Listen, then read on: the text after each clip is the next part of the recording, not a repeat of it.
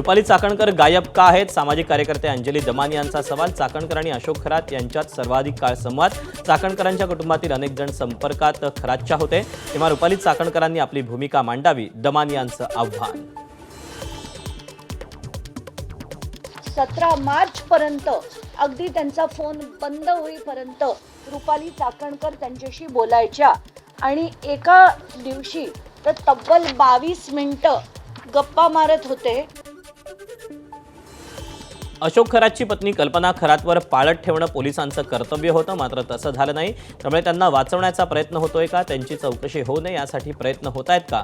अंजली दमानी यांकडून सवाल उपस्थित। बंधू अशोक खरातच्या घर, फार्म हाऊस आणि कार्यालयातून जवळपास 2 गोण्या भरतील एवढे कागदपत्र जप्त। खरातनं अधिकाऱ्यांची जवळीक साधत मोक्याच्या ठिकाणी घेतलेल्या कोट्यवधींच्या मालमत्तांची होणार चौकशी। ठाण्यातील एमआयएम नगरसेविका सहर शेखनं शासकीय यंत्रणांची दिशाभूल करून बनावट जात दाखला मिळवल्याचा आरोप।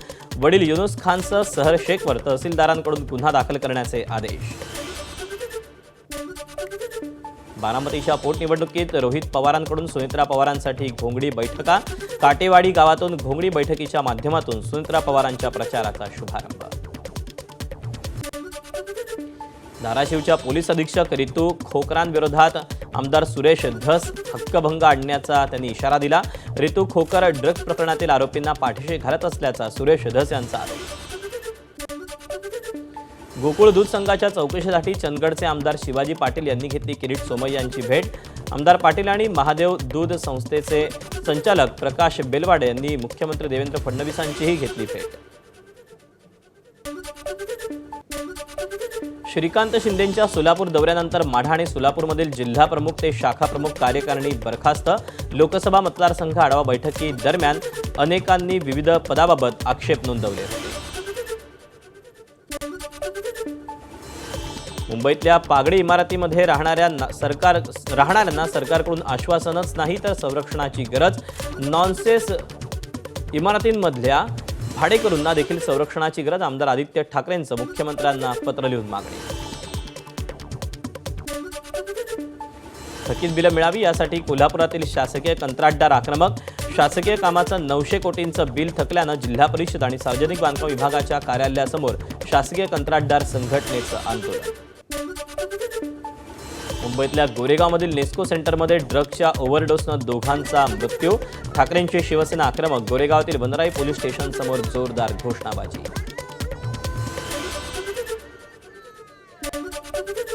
मुंबईतील Goregaon Nesco centre drugs party प्रकरणी मनसे आक्रमक। मनसेकडून नेस्को सेंटर गेटच्या बाहेर आंदोलन। कॉन्सर्टचे आयोजक कृष्णा पाटील यांच्यावर गुन्हा दाखल करण्याची मागणी।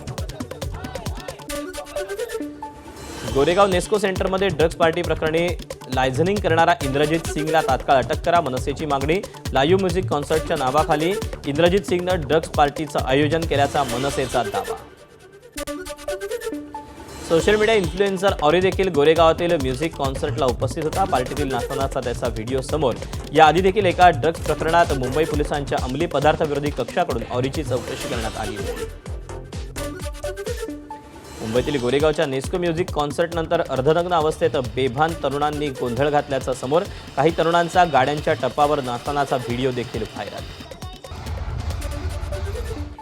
गोरेगावच्या नेस्को सेंटरमध्ये झालेल्या कॉन्सर्टमध्ये नो कॅमेरा पॉलिसी लागू होती। कॉन्सर्टसाठी आलेल्यांना मोबाईलवरील कॅमेऱ्यावर लावण्यास स्टिकर देण्यात आले होते।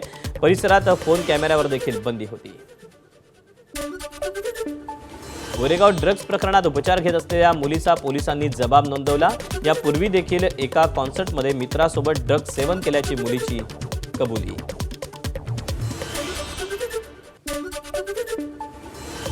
गोरेगाव ड्रग्ज प्रकरणी एका ॲपच्या माध्यमातून कुरिअरद्वारे तरुणांना ड्रग्ज पुरवलं जात होतं। आनंद पटेल तरुणांना ड्रग्ज पुरवत होता। अटकेत असलेल्या प्रतीक पांडेची पोलिसांना माहिती।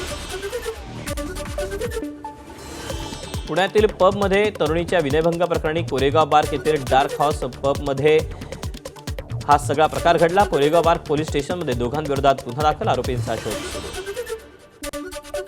पुण्यात ड्रग्ज विक्रीसाठी आलेल्या दोघांना पोलिसांकडून अटक। दोघांना रंगेहात पोलिसांनी ठोकल्या बेड्या।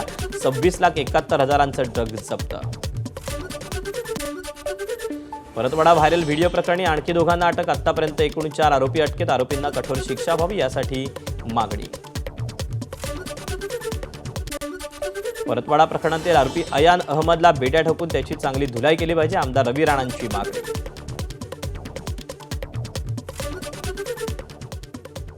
पोलिसांनी ताबडतोब बेड्या ठोकून याला लॉकअपमध्ये टाकलं पाहिजे आणि चांगली धुलाई केली पाहिजे.